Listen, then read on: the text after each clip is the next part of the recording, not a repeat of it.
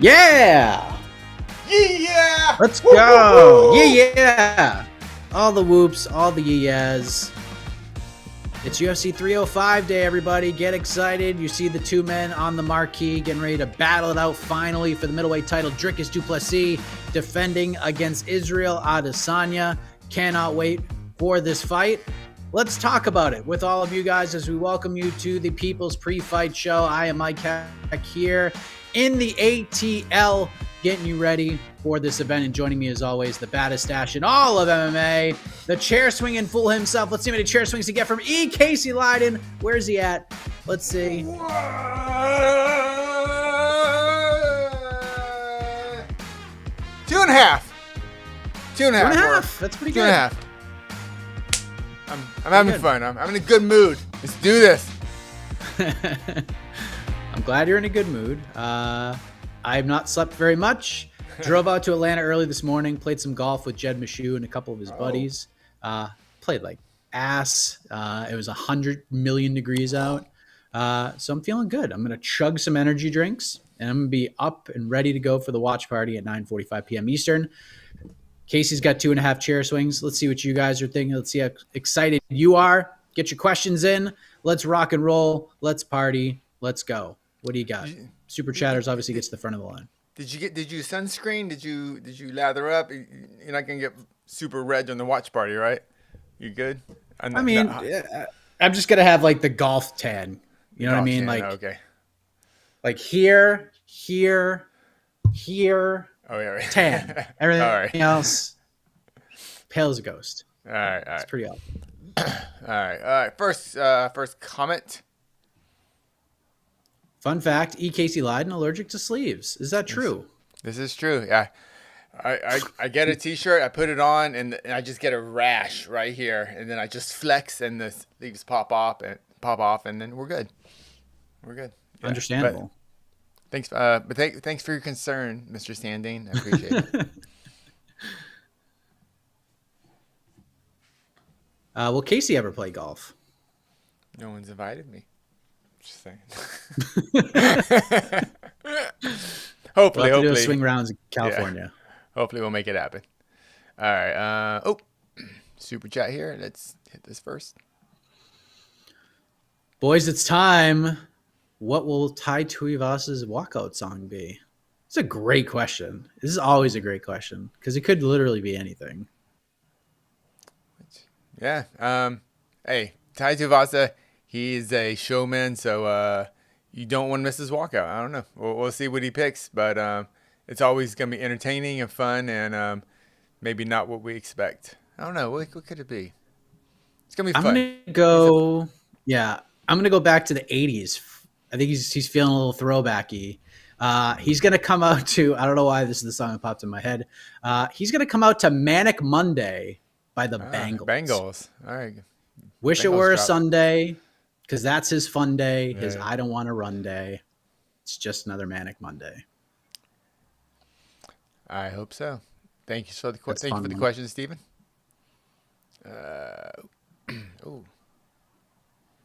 Last in, how many fighters on this card have must-win fights? Boy. So I guess okay. For the first must win, how about we must win in the sense that if they lose the fight, it would be highly unlikely they will ever be a serious title contender. How about I guess there's different levels of must win. I think that's the highest level of must win. So say if Ursag loses, do you think he will ever get another title shot? In this division, it's possible. I think Kai Kara France needs this one probably a little bit more, considering he's coming off of a loss in his last fight, which I didn't really consider too much of a loss. Mateusz Gamrot has to win tonight, or else he may never fight for the belt, which is crazy. Yeah, I would say Gamrot. I mean, I know I love Dan Hooker's positivity in the sense that, he says he's going to be a UFC champion one day. He's going to fight for the title. And I believe that he believes it. But if Dan Hooker loses tonight, I just don't see him. obviously Dan Hooker has got maybe the biggest upsides if he wins tonight outside of a title fight. But is it a must-win for Dan Hooker? I don't think No, so. Because no, I don't think so. I don't see him there yet. I mean, he's only ranked 11, right? He's not even in the top 10. Yeah, I think he's 11 or 12 in the UFC Yeah. rankings. So I'm not even sure if he's in our top 15. yeah, And he doesn't need it. You know what I mean? Like people just want to see him fight. People just love Dan Hooker. They just want to see him battle it out. They're just excited to see him on the poster. So, but yeah, you're right. He has the most to gain outside of Adesanya and DDP. Outside of the main event, he is by far the most to gain on this entire card. He's a top 5 lightweight if he wins tonight. Yeah, incredibly risky fight for Gamrot, but also, Gamrot he has to take, I mean, otherwise he just sits around and just gets old and doesn't make any money. So I guess that's why he's taking this fight. And it's a winnable fight. It's still a tough, Dan Hooker's always a tough out, but but back to the main event. Are either of these fighters in a must-win situation? It's tough. I think Izzy is probably more so than DDP, right? Izzy in the sense of for himself, not really in the prize fighting sense. I think for his own ego and where he sees himself, his legacy. I think it's a must-win in that sense, and must-win in the sense that he just feels. And I think this is a good pressure for him, but like he can't lose. He cannot lose to this guy. Well, I'm sure we'll talk about later, but there's no reasons he feels. So yeah, I would say it's a must-win for Izzy, too. Yeah, it'll be 3 losses in 4 fights. So Yeah, that's not good. Well, and then back to back title losses. That's just against 2 different opponents. Strickland's next. You got Hamzat and Whitaker fighting. He gets shot back there a little bit. It's going to be the most interesting storyline coming out of this event that I think is like really out there is if Izzy loses, what's next? That's going to be the big question. Yeah. And I guess we'll have to see how he loses too. If he loses, there's different ways to lose that, but if it's like a firefight and he just kind of gets caught, that's a little different than if he kind of pulls a Strickland-like performance where he just clearly just wasn't there. Obviously he got hit hard in that first round, but the rest of the fight he wasn't there. He said in the post presser he's been embarrassed. Did he say embarrassed or ashamed of his performance against Strickland? What was the word he used? You remember? Yeah, it was something to that effect, but I don't remember the exact word. I remember the exact word, but he saw the same thing that we saw. That's just like, oh, that is just not someone that wants to win tonight. So if we get that Izzy, we'll have a lot to talk about in the post show. Yeah, but for sure. Yeah, thank you much. Last stand. I think Casey O'Neill is also on this list. Oh yeah. Let's go to the other kind of must-win situations. Yeah, Casey O'Neill. How about Tai Tuivasa? It'd be great to win, but I don't think it's a must-win for him because he's Tai Tuivasa. Yeah. So Ty's on what? 4? It's a 4-fight losing streak. But the 4-fight losing streak, every single one of those fighters are all top 10, including the fighter he's fighting against tonight. So, 1, 2, 3, 4, 5, 6. That'll be 6. He's fighting 6 top 10 fighters in a row. I think Augustus Sakai was outside of the top 10. Maybe he was in the top 10, but I think if he loses tonight, I think it's going to be his next fight that will be a must-win because then obviously he'll be getting someone on the lower end of the heavyweight rankings. I'm assuming someone outside the top 20. Rebellis to Spain, baby. Yeah. Rebellis to Spain if he beats Austin Lane, which he probably will. That's the fight. That's the fight. Even if Ty wins, that's the fight. I think just get him in there with dudes who will just chuck him. Yeah. With him. That's it. I don't need to see Ty against the best in the division anymore. I just want to see Ty against and just fun fights, fun like openers to pay-per-views, fun co-main events to fight nights. It doesn't necessarily need ranking relevance. I don't know. I think Ty, just kind of he's like he's kind of on that Derek Lewis track.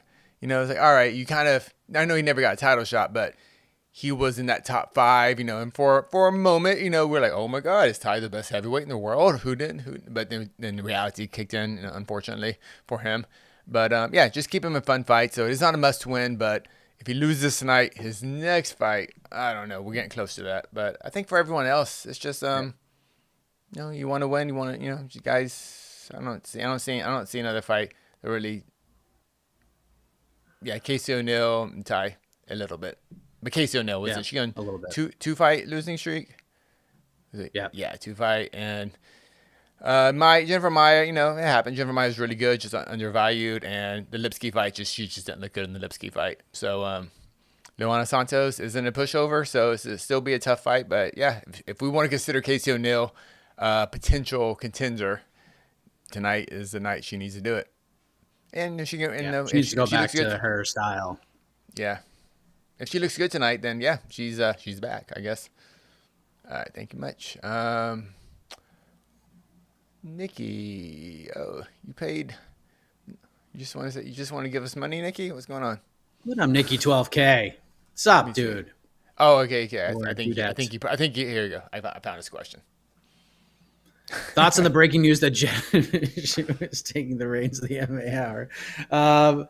Jed is doing the thing where he's putting it out into the universe and hopes the universe will bring it back. So yeah, no decision on the MMA Hour or what's happening right now. So yeah, Jed, miss you. Taking everything you worked hard for. What was the line? Took everything I worked for. I want to fight your effing ass. Yeah. All right. Has Casey ever subbed an active UFC fighter? That's a great question.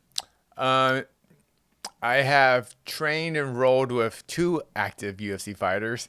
Taco. I can't remember Taco's last name right now. Taco Padilla. Chris Padilla.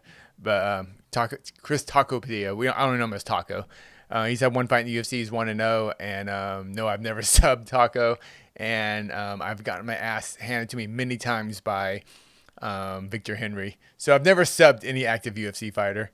And Josh Barnett has demonstrated really mean arm locks on me plenty times. So no. Good question. Thanks for asking. Is anyone else? Who else? Trying to think. You've rolled with other. Yeah, I've rolled it. Who have I good rolls with? I've rolled with Sarah. Dude, you know who's kicked my butt was Sarah Kaufman. She was like, I was like shocked. She was shockingly strong, and she is now a black belt actually in jiu-jitsu. But I cannot sub her, and I don't think I've actually got a full-on real submission on any active UFC fighter. Nah, bummer. Way to make me feel bad. Jeez. All right, thank you much. Steel's Revenge. Steel's Revenge. We got one more super chat from Brandon Moore before. When will New York Rick be back? Is he still at MMA fighting? Yeah, as far as I know, New York Rick's on vacation. He went on a cruise or something with his family. He went on vacation. Yeah. On a boat in the ocean. New York will be back, and we'll see what I don't know. He'll be back next week sometime. So yeah. I think he'll be helping me with stuff tomorrow. Honestly. Yeah. Oh, yeah. Maybe he's back a little sooner. Yeah. He's good. Everything's good. Everything's good. Everyone. Everything's good. Everybody take it. Relax. It's all good. It's all good. It's all good. Did you guys see the brawl between Brendan Allen and Marvin Vettori? I saw the video. I saw a couple different angles. I saw one angle. Marvin Vettori's been tweeting up a storm. I mean, it's not really a good thing. No. Yeah. Yeah. So I only saw the video. Do you know? Can you catch us up? What's the drama? I didn't really read any of the tweets or anything. All right. So basically, what I saw was there was a skirmish, and then all of a sudden you see Brendan Allen run forward and throw some punches, and then security got in the way. Vettori charged forward, security got in the way, and that was kind of it. Marvin Vettori saying that he basically dinged up Brendan Allen early, and then when it was just the two of them, and then when a bunch of Brendan Allen's team came over to like kind of back Brendan, then Brendan felt froggy and jumped, and then Vettori said he still caught him. Plus, he only had one arm. This is what Vettori is saying. So we only have one side of the story. I don't think we've gotten Brendan's account yet, but it's not good. You definitely don't want to see two active UFC fighters. I thought Dana White's tweet was absolutely hilarious. I absolutely popped. His comment was that was funny. That's funny. It goes must have been fight of the night. It was PFL, which leads me. That tweet leads me to my reaction when I first saw this. Boy, PFL had a tough night last night. I watched a lot of that main card. Main event was fun.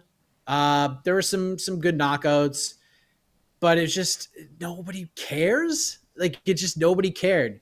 Craig Jones Invitational, just to peel behind the curtain. The Craig Jones Invitational did like 35 times more interest than PFL did. Like 35 times. And that's not hyperbole. That is not an exaggeration. And that might even be underselling it. So my biggest reaction was, man, PFL had a tough night. And the one headline that came from a PFL event was a casino fight post-event between two ranked UFC fighters. That's the biggest story that came out of that event was Brendan Allen and Marvin Vettori got in a fight in the casino after the event. That's not good for PFL at all. Yeah. No one's going to be talking about PFL. They're going to be talking about Brendan Allen and Marvin Vettori getting in a fist fight. It's insane. Yeah. Even I just came back from training, and all people were talking about was the Craig Jones Invitational. They were just talking about that. They were sitting around. Everyone's watched some of it. We were just talking about it.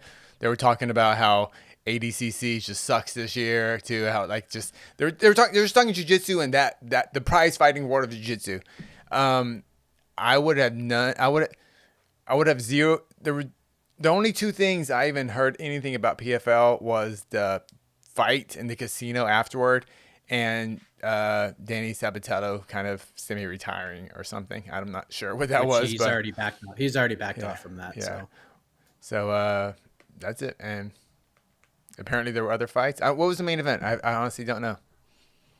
Impa Kasanganay and Josh Silveria, I think, and Kasanganay won by decision. Okay. So he's going to the finals. Good for him. Against a guy's name I totally can't remember how to pronounce off the top of my head. Is that 205? Yes, 205, right? That. Yeah. Mm-hmm. Yeah. Yeah. It's tough goings for PFL right now. It just is. They just have no buzz. They have no buzz. It's tough. This Francis card needs to deliver, and Francis needs to end the night with a knockout, or they are in deep trouble. The only buzz PFL has right now is honestly, to me, Dakota. I forgot to say her name. Ditchevai, yeah. I think I am actually very interested in her right now. But outside of that, because I thought she was going to lose to Bishop, and she whooped up on Bishop in a spectacular way, and her and Santos will be an excellent fight, and that and the pay-per-view whatever. But yeah, PFL, man, I don't know. Do not know. Yeah, she's gonna be real fun to watch in the UFC in 2 years. Because the second her PFL contract is up, she's going there. There's no doubt about it. Yeah, just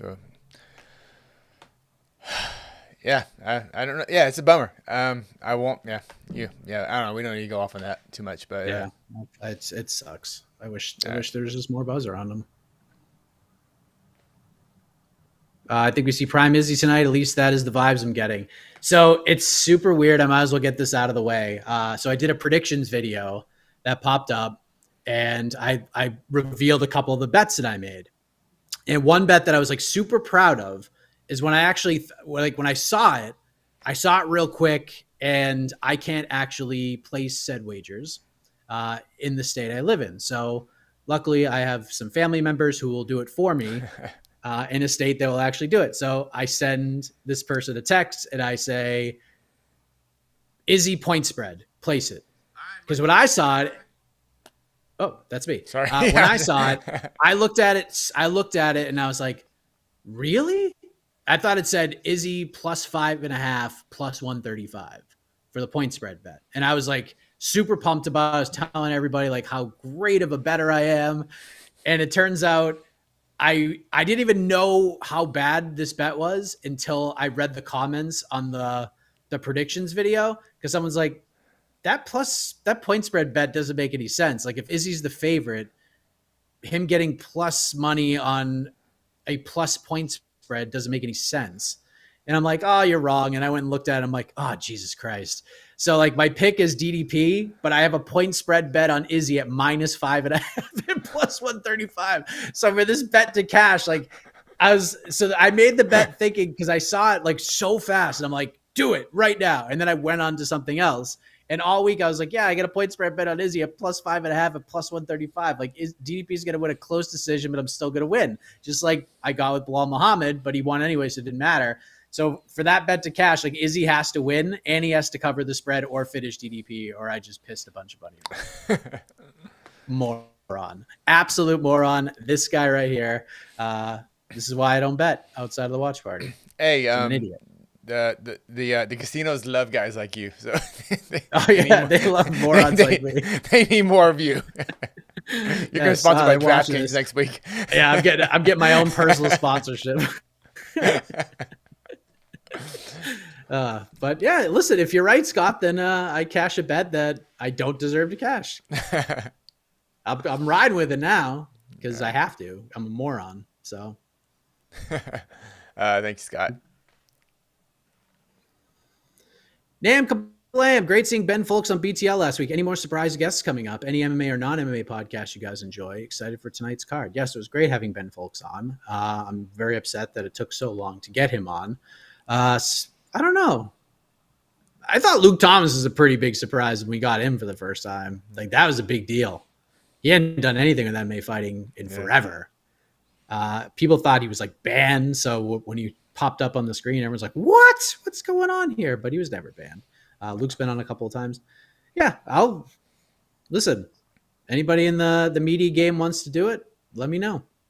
I've asked others. It's a lot of times it's scheduling. It's either like time zone restrictions or scheduling. Yeah, just things like Chuck Mindenhall. I've asked a million times.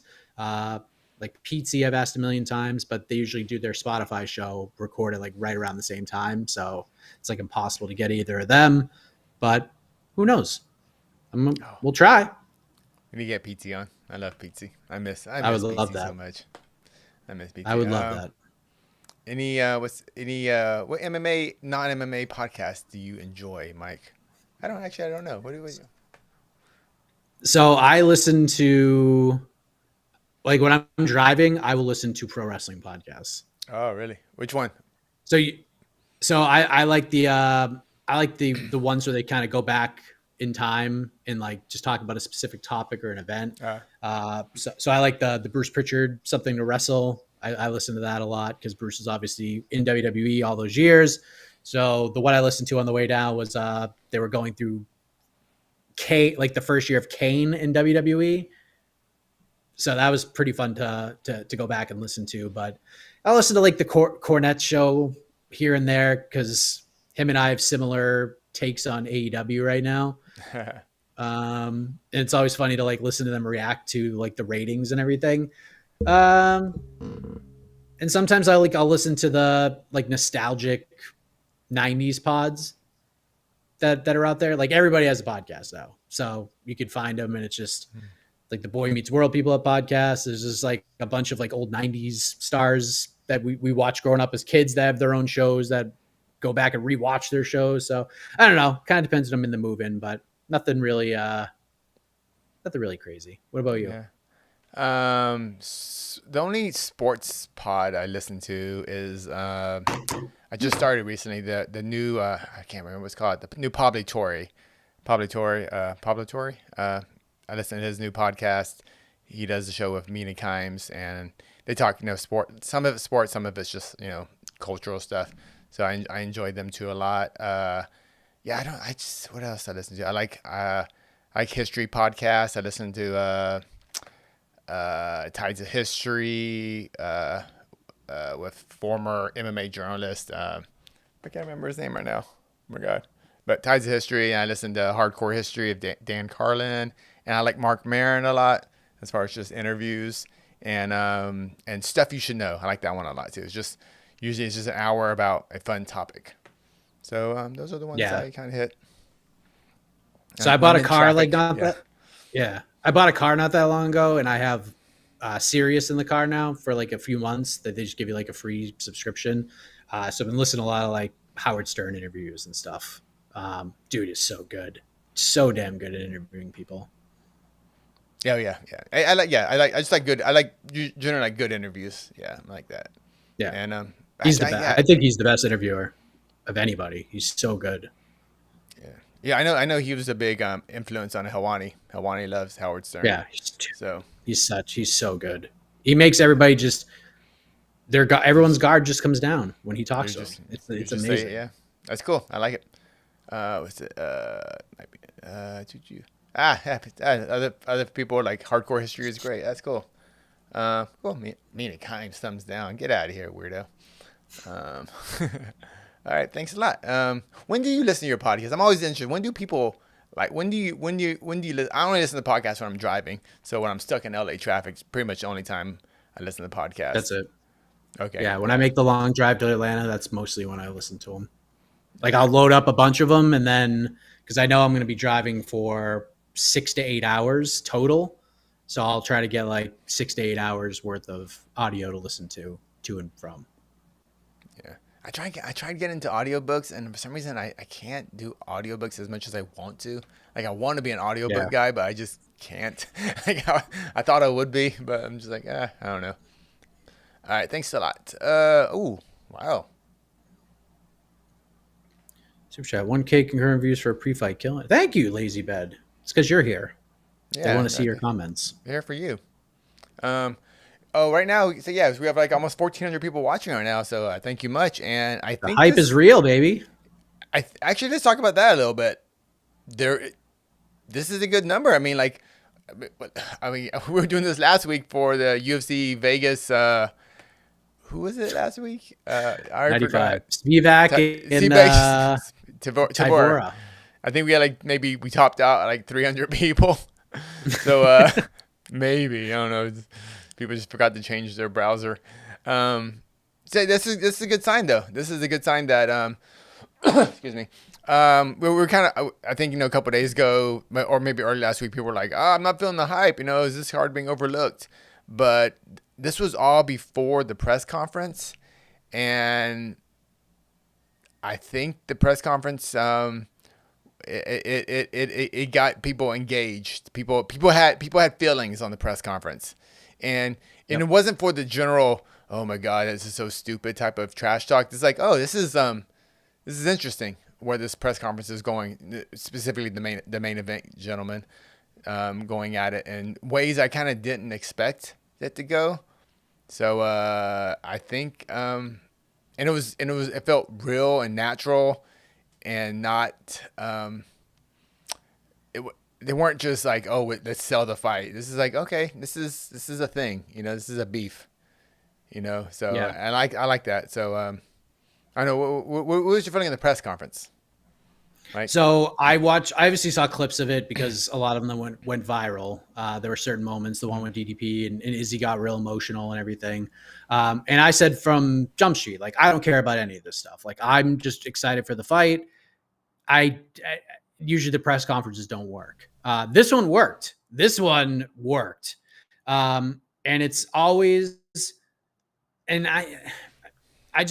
John Anik moderating the press conferences, I feel these go way differently because the onus is on the fighters. John might get a question or two, but the onus is on the fighters, the ones competing. When Dana's up there, everybody wants to ask Dana White a question. And I get it. Like when especially if you're a young journalist, your first UFC event, like you get Dana White up there, you can ask him a question and everybody's there and you can see yourself on YouTube and you can screenshot and all that. Like it's a big deal. I totally get it. And you get to ask Dana a question. Cool.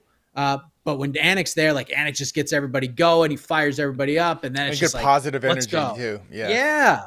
He's so good at it. Like I want to say like John should do them all, but I know John pretty well, and I know that the dude, like, fight weeks are just nonstop for him. So if you add hosting a press conference and hosting the That's a ceremonial lot of weigh-ins pressure. Yeah. on top of everything else, like, that's just a lot of shit he's got to do in preparation for this card.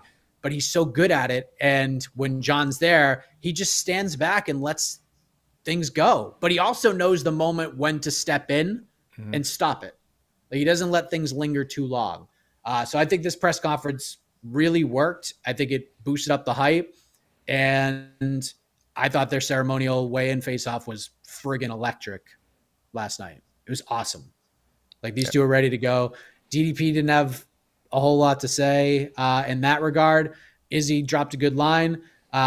Biggest takeaway from the press conference, from the clips that I saw, DDP might not be, like, if it's just DDP in a crowd and nobody else, not really his bag. When you put DDP in a press conference situation, that dude is a terrific shit talker. Like, A+ shit talker. He's very, very good. He knows how to push buttons. He's really quick, and he just knows what to say to get you rattled. He did it to Strickland, did it to Izzy, and it just, none of it's scripted. It just sees a moment, pops into his head, grabs a mic, says it, and that's it. He's a terrific shit talker. Yeah. Yeah, it was a good press conference. Yeah. I was more surprised that I felt it was DDP and not Izzy that was selling the fight, and not I mean in a good way, and because the original face off in the cage where we got very the racial undertones, of not even undertones. But like Izzy wasn't kind of going there at this press conference, but it was DDP that was kind of trying to draw that kind of negative energy out of Izzy. And I thought that was interesting. And, obviously saying, the servants line, and that's pushing it, but not, in terms of, because, he knows what he knew what he was telling Izzy by lines like that, And so that got a serious reaction from him.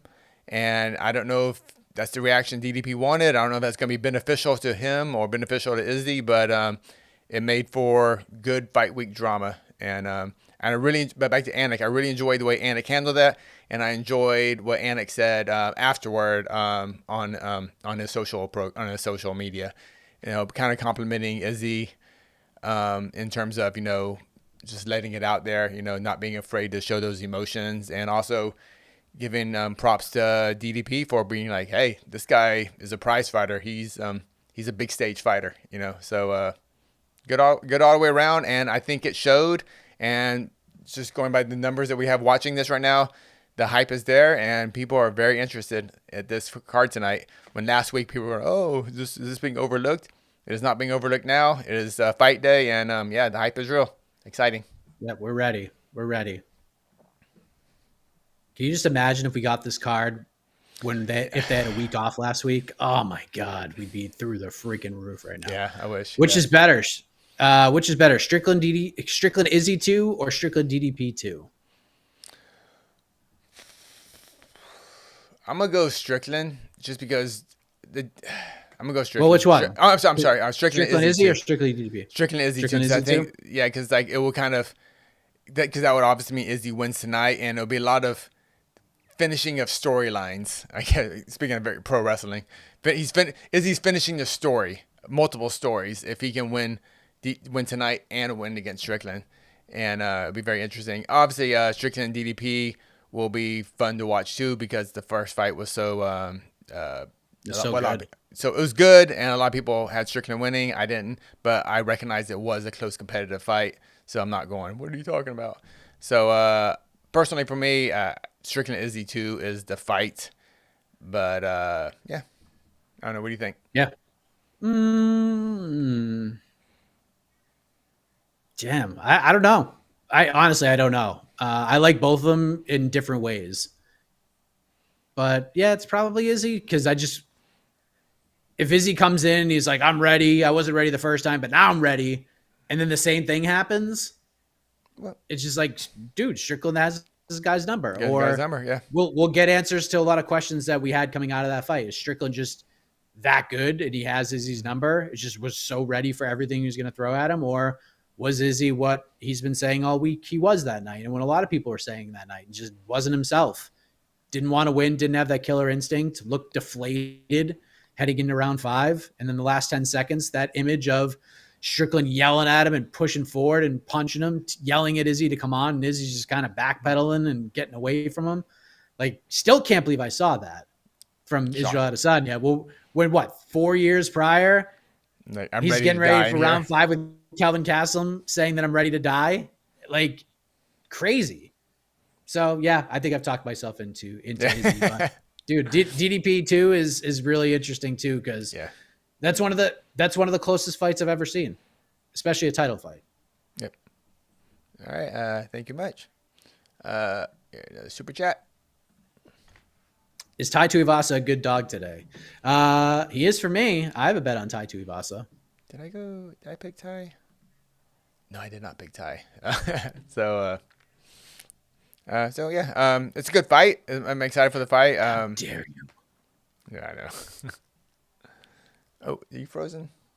Oh, no, you're just... All right. Let's talk about this. I'm just slow. Yeah. You all excited for Khalil Alex? And does this prove Dana hates Magomed Ankalaev?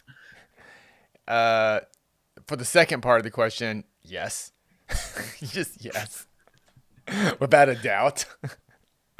I don't think he hates him personally, but I think he hates him in terms of how much money he puts in the UFC's bank account. And I think that's it. Or lack of. And Dana sees people as, how much money they make him. And I don't think Ankalaev makes the UFC that much money, especially as champion. A potential champion. So, yeah, I would go for that.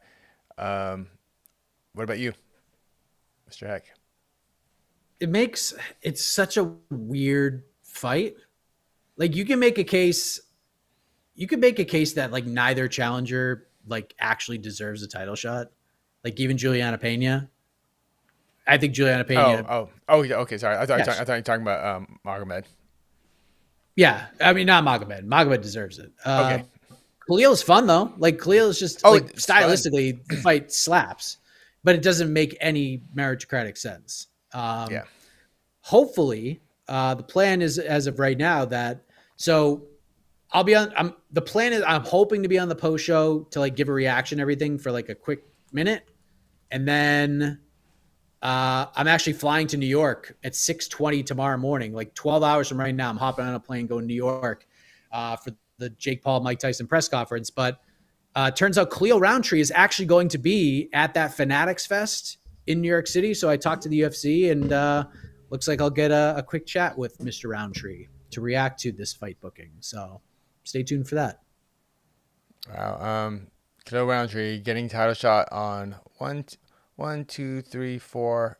winning streak, 2 straight finishes, and a finish of Anthony Smith, who was he top 10 at the time? I don't think so. Yeah, I think he's getting a title shot without a top 10 victory. Chris Daukaus. Yeah, he was. But there's like the biggest thing about this in a lot of people's eyes are he was supposed to fight Jamal Hill at UFC 303, but he was pulled because he tainted supplements. He got suspended for 6 months. So he gets yanked from the Jamal Hill fight and then gets title shot. So Jamal Hill is obviously really pissed about this, as are a lot of other light heavyweights. But hey, when that phone rings, you answer it. And what's Khalil Roundtree supposed to say in this situation? Oh, no. Hey, clearly, you want to fight for the belt? No, this is what I'm telling to all the naysayers. Yeah. This is what I'm saying to all the naysayers. Like, Khalil should just say, no, Jan Blachowicz deserves it more. No, Jamal Hill deserves it more. No, I got suspended, so I shouldn't get it. By the way, it's tainted supplement was proven as such. Of course, you got to take the fight. And again, and I mentioned this in a quick reaction video we did on Instagram yesterday. My biggest takeaway from this fight being announced is that Conor McGregor is going to fight Michael Chandler in December. Like, that was what I feel. Because if not, I don't think we'd see Alex Pereira in October. I don't think we'd see him in October. I think they would shelve him till December. So I'm thinking something big's coming for December. I have no insight to this. This is my hope, and hopefully the UFC pattern that I've tried to learn and try to and figure out. Hopefully it pans out. But poor Magomed. Does Dana hate Magomed? I don't think he hates him, but when that man when he says something and he stands by it, it's hard to get him off of him, man. Like, it's hard to push him the other way. He needs to go out and murk Rakic in Abu Dhabi, like, in violent, vicious fashion, which is crazy because when he knocked out Johnny Walker, that was a brutal knockout, like, brutal. If he goes out there and does that to Rakic in, like, the first 2 minutes of the fight, like, what else does this man need to do? And Rakic is a very good fighter, so yeah, it'll be interesting. Ankalaev Pereira is so fascinating because I think Pereira, that's the fight we wanted to see. That's why we wanted to prove. Yeah, you're like, okay, let's see how good Pereira is. Like, we know he's good against strikers. Wins. I would pick Pereira in that fight. Is it just the fear that the UFC has of Ankalaev being their champion? Yes. I can't think of it. Yeah, it's just, I guess that's all it is. And that's what sucks about UFC right now. It just sucks because, cool, have your fun super fights, have your freaking whatever BMF belts that you just put two cool fighters that like to punch each other, just put them in there.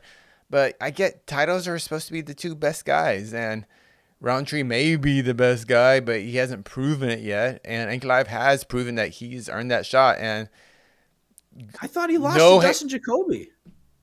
Oh yeah, that too. Yeah, it was very, very competitive. I still had a Roundtree, but super competitive. Yeah, it's just weird. But we say that a lot about the UFC bookings. That's why I feel so. You have the toughest job. You have a whole show about who should get the next fight on to the next. And did anyone coming out of the Anthony Smith fight go, you know what, Roundtree title shot next? There was no way anyone said that. No way. After you beat Anthony Smith. Shout out to AK. Jed's been screaming this for a while, but after UFC 287, when Pereira got knocked out and Dana said that Pereira's going to go to 205, and then Pereira essentially said, like, a couple days later he's going to 205. Like, AK's on to the next one pick was Khalil Roundtree. Like, first fight at 205, do Pereira versus Khalil Roundtree instead of Jan. Was it instead of Jan? Yeah. So, let him go in there and just bang it out. Which makes a lot of sense as a contender fight, but not as a title fight. Yeah, as a title fight, I can't recall anyone. Please, someone bring up some podcast or whatever where someone said after Anthony Smith lost the Roundtree, like, oh yeah, title shot next. New York Rick. He said he deserved the title shot after. No, he didn't say that. He said, "Well, let's just do it." He said, "Let's just book that fight." Yeah, it's different. No, I don't know if anyone says, like, yeah, meritocratically, it's Khalil Roundtree and nobody else. He's undeniable at this point, but everybody just kind of wanted to see it. Oh no, like, let's just throw him in there with Pereira. There's no doubt. We want to see it. I also want to see Derek Lewis versus Alex Pereira. Just because I want to see it doesn't mean it should be. It should be. You know what I mean? Like, there's a lot of things I want to see, but these are title fights. They should mean something. They have to mean something. Everything else can be just for shits and giggles, but title fights are supposed to mean something. And I don't know. Here we are. We have referees and judges for the top three fights from our own Jose Youngs. Jim Perdios will be the referee for Gamrot Hooker, Ben Cartilage, Mick Christie, and Mick Meaney. 2 Micks on the judging table for that fight. Kai Car France for Steve Urseg, referee Rich Mitchell, judges David Lethaby, Evan Field, and Howie Booth. And then DDP Adesanya, referee Mark Goddard. I'm sure Izzy's very happy about that. Judges Ben Cartilage, Charlie Keach, and David Lethaby doesn't have to leave his seat. So there you go. All right. Well, shoot. We're hitting that time, but we have a lot of super chats, so let's go through these super Let's chats fire through because them. you people are giving your good money to us. No, Manel Cop versus Kai, no matter win or lose. Add this to the coffee fund. Thanks, guys. Thank you, Joseph. Wouldn't hate it. Yeah, makes a lot of sense. Win or lose. Yeah, don't hate it.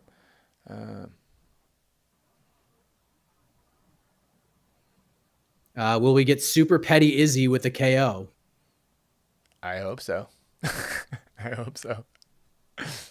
We're definitely gonna get it. Yeah, and I think we're above. For Izzy, I don't think Izzy sees this as petty. I think Izzy sees this as like, no, you crossed the line. But we'll see. We'll see. Do they hug? Do they shake hands? Do they give it like, hey man, that was a good fight. We were just building the fight up. I don't think so. I think we do. I don't think it's gonna be like. It's not gonna be like Manel Cop and Muhammad Makayev. It's not gonna be like that. Okay, well, It's I think gonna they're be gonna. more. I think no matter what happens, Yeah, they'll man, give it good shot. Yeah, it might be one of those shake hands. That like, all right, the fight's fight, but once we leave the cage, F you still. Yeah. But for the fight, I agree. One of those. Yeah, I see that. You're right.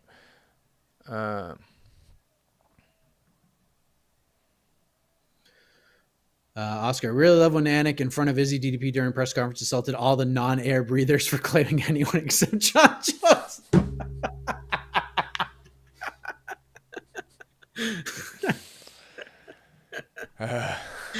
That's a great comment. Well done.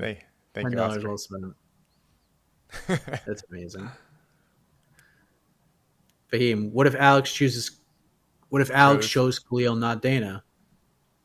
It's possible. Well, it's kind of Seems like Pereira would fight Ankalaev though. Yeah. And But again, I don't want champions picking. Yeah, sorry. I don't think this fight has been worked on for weeks. I think it came together in like hours. Like honestly, I think they probably had a plan for Pereira. Like if Conor ain't fighting, let's do December. Then they realized, shit, this October pay-per-view is coming up in less than 2 months. Like we got to announce the main event. Can't do Raquel Pennington versus Juliana Pena because it's Salt Lake and they're paying us a whole bunch of money to come here. We got to give him something a little bit better. Let's call Alex Pereira. Who's available? Magomed Ankalaev's already booked, so we'll just keep him booked.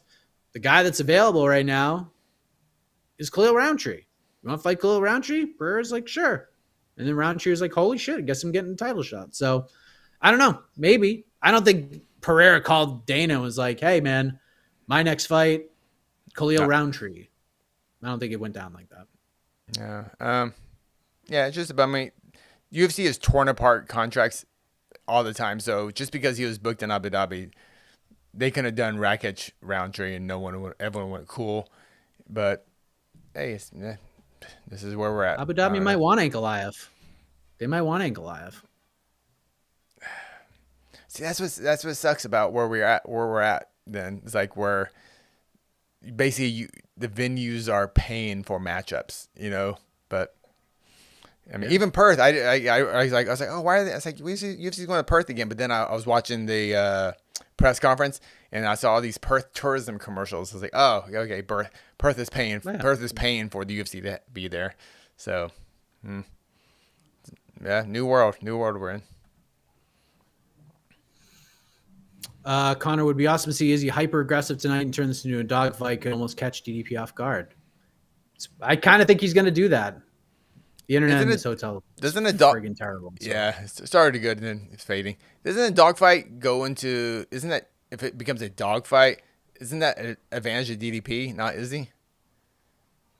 Yeah, but it could also open up DDP to get hit in the face real hard.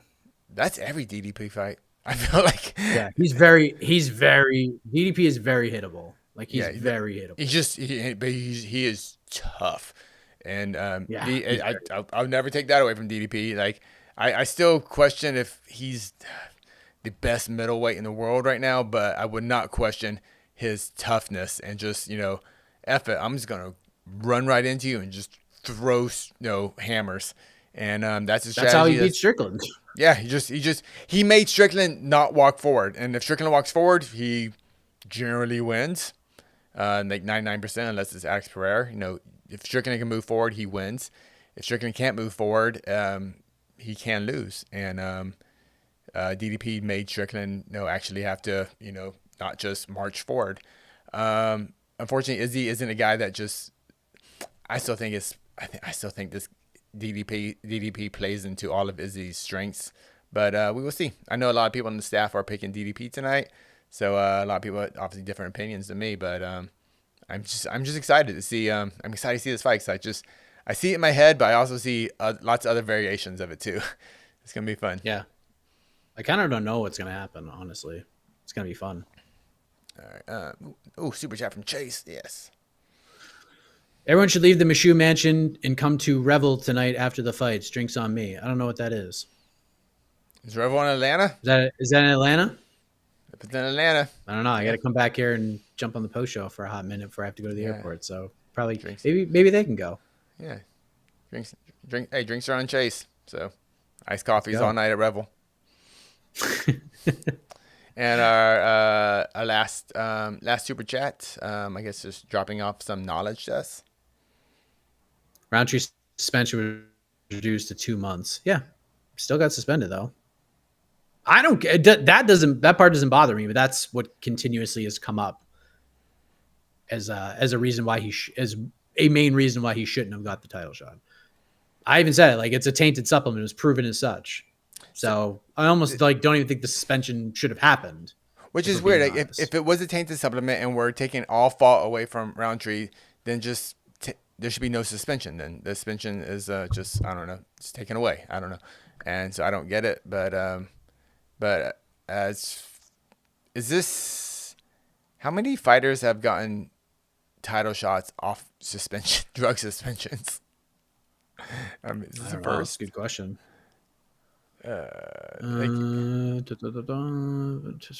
Tested positive for DHEA. Roundtree issued a lengthy statement after his pull. Blah blah blah. Roundtree self-reported his error to the UFC and provided information to show that the banned substance was included in one of the supplements without his approval. The company behind the supplement also took responsibility for the mistake and called it a massive oversight on our part. As a result, Roundtree received a 2-month suspension that already expired on July 4th. Just take away the suspension. Just make it, because now, no matter what, he's still got popped. Just take it away. Just it wouldn't have mattered because he wouldn't have fought Jamal Hill anyways. Because Jamal Hill didn't even fight on that card because he got hurt. Yeah. But I'm saying more for like just Roundtree's legacy. I guess he's now officially a drug cheat, but he only got 2 months. But that's all I'm saying. If they're taking away all blame from him, which I am 100% okay with, I believe Roundtree. I believe what the supplement company is saying. I believe what the UFC is saying about the suspension. But he take it away. There's no, it's off. What's the word I'm looking for? It's off his record. Can't think of that word I'm looking for. But yeah. I guess he's actually on the docket. He's actually on the docket for the next Nevada meeting, which I think is this coming week. Oh, I wonder. They must know the answer. There's no way. Yeah, I was like, oh yeah, you're right. I wonder if this fight could get all screwy if INSAC or Nevada Commission, I don't know, just doesn't go with it. But all right. Anything else? Oh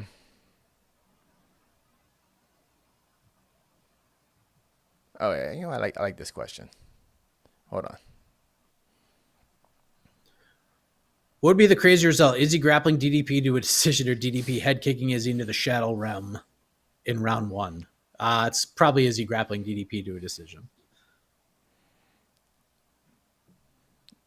Oh man, they're both kind of crazy. You know what? DDP's a wild man. If we see Izzy actually in the shadow realm, because Izzy's okay, when Izzy's losses, he lost a decision against Jan. He lost a standing TKO. He never hit the shadow realm. He was never out when he lost to Pereira the first time in the UFC. Am I forgetting? That's it, right? As far as, and then Strickland dropped him bad. Yeah, but did he? I don't think he ever got dropped. I think he got hit hard and he kind of turtled against the cage. Like, did his butt ever hit the ground? No, he dropped him. Yeah, he definitely dropped him. Okay, I can't. Okay, Yeah. yeah, but we're talking about Shadow Realm here. Like, no one's. Yeah. Izzy has never lost consciousness outside of, I think, that one, at least as far as I know, that one knockout loss in kickboxing. So I will go DDP head kicking Izzy in the first round. Has the craziest result, but yeah, we shall see. All right, predictions. If Izzy lands like 20 takedowns on DDP, that would be insane. No one would see that shit coming. Oh, thank you. Wait, both those are very wild. Wait, this is the word I was looking for. Thank you. Expunged. Look at that big word. Record. I work in cage done. fighting, man. Come on. Using these big old words, these SAT words. Expunge. That's the word I was looking for. Thank you. I gotta read more. All right, let's go to main card picks, shall we? Let's do it. Let's go. Opener in the main card, Li Jingliang. He's back, everybody. Very fun to see him on ceremonial weigh-ins yesterday. Big underdog, plus 275. Carlos Pradas, minus 345. Casey, can the Leech bounce back and have just a feel-good moment tonight? I love you, Leech, but no feel-good moments. This is MMA, so I'm going on Pradas by pretty dominant decision. I purchased by KO round 2. I have him in a parlay, and I have a bet on this fight does not start round 3 at minus 132. We go to the heavyweights. Jairzinho Rozenstruik, big favorite, minus 250 to come back on Tai Tuivasa, plus 205. I have a bet on Tai Tuivasa, plus 260 KO TKO. I also have this fight under 1.5 as part of a parlay. Right before this fight, as these guys are walking out, who's the commentators tonight? Who are the color guys tonight? Anik, DC, and Cruz. DC will say, "There's no way this fight's going to decision," and then Rozenstruik will win it at 30-27 over Tai Tuivasa. Oh no! How dare you? How dare you? Lightweights, Casey. Lightweights. Mateusz Gamrot, huge favorite, minus 440. The comeback on Dan Hooker, plus 340. Casey, who you got? Gamrot will eat a giant knee, and we're going to go, oh my God, how is that guy still alive? But he will still eat that knee, shooting for a takedown, take down Dan Hooker, and he will submit him in round 3. Ooh. But Gamrot will take a beating, but he will actually still get the finish, though. I think Gamrot takes him down a whole bunch in the first 2 rounds. And I know Dan is a pretty good defensive wrestler. Mateusz Gamrot is A level in this division when it comes to grappling. Dude is just a menace in there. I think Dan's going to be on his back for the first 10 minutes of this fight. And then Dan's going to come back in round 3 and have big moments. Feels like he might come on. Feels like he might get a finish. But he won't. He'll win the round, but he will not win the fight. 29-28 across the board. Mateusz Gamrot. I have him in a parlay to get it done. I know a very popular bet this week is Gamrot by decision, and you know what? I do not hate that bet at all. Co-main event, flyweights, Casey. Vinny Siggs, Steve Erceg. A lot of people feel he should actually be the flyweight champion right now. Minus 230 to come back on Kai Kara-France, plus 190. I'm not one of those people, Casey, as much as we love Vinny Siggs here at MMAfighting.com. What's your pick here? If this was Vinny Siggs against Kai Kara-France, I'll pick Vinny Siggs all day. But it's not. It's Kai Kara-France versus Steve. And Steve ain't going to win tonight. Kai Kara-France, decision victory. I am going with Vinny and Steve. I have a straight bet on Vinny Siggs at minus 162.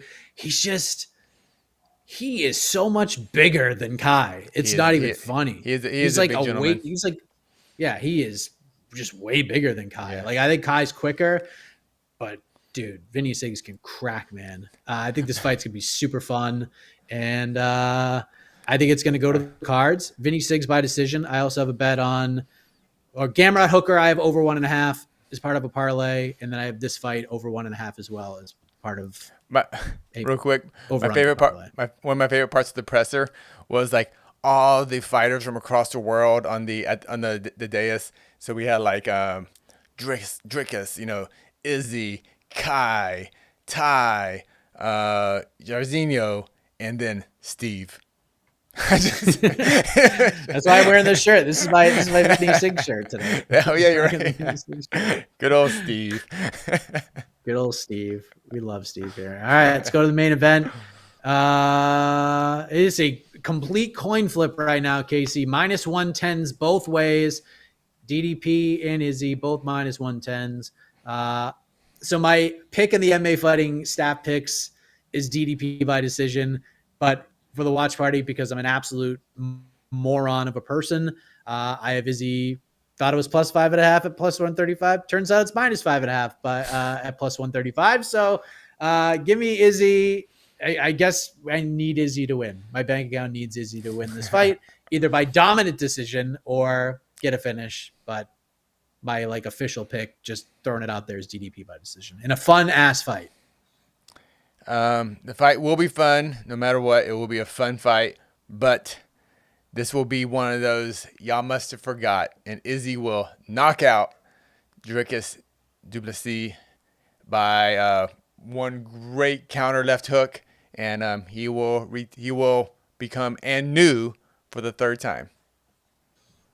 All right, what a freaking ending to this card that would be. Hit the music. Fights are underway, everybody. How about that? We got well, it's a catchweight bout between Stuart Nickel and Jesus Aguilar. I guess it hasn't started yet, but it's about to. So there you go. Enjoy the fights, everybody. Watch party, 9:45 p.m. Eastern. We're going to have a damn good time. Myself, GC, at the Michoud Mansion. Jed will be kind of peering off in the background as well. And GC has promised that if Tai Tuivasa wins by knockout, a shoey is going to happen. Hey. So how about that? So you don't want to miss that, everybody. So we'll see you at 9:45.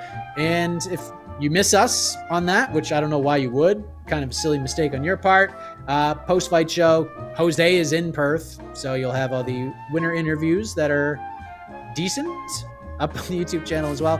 And we got you for Craig Jones Invitational, all the grappling fun as well. So MMAfighting.com is the place to be tonight. For Casey, I am Mike Heck. Enjoy. Let's have a good time. Peace out, everybody. Bye. Bye. Bye-bye. Oh my God. Happy birthday, AK. Happy birthday, AK.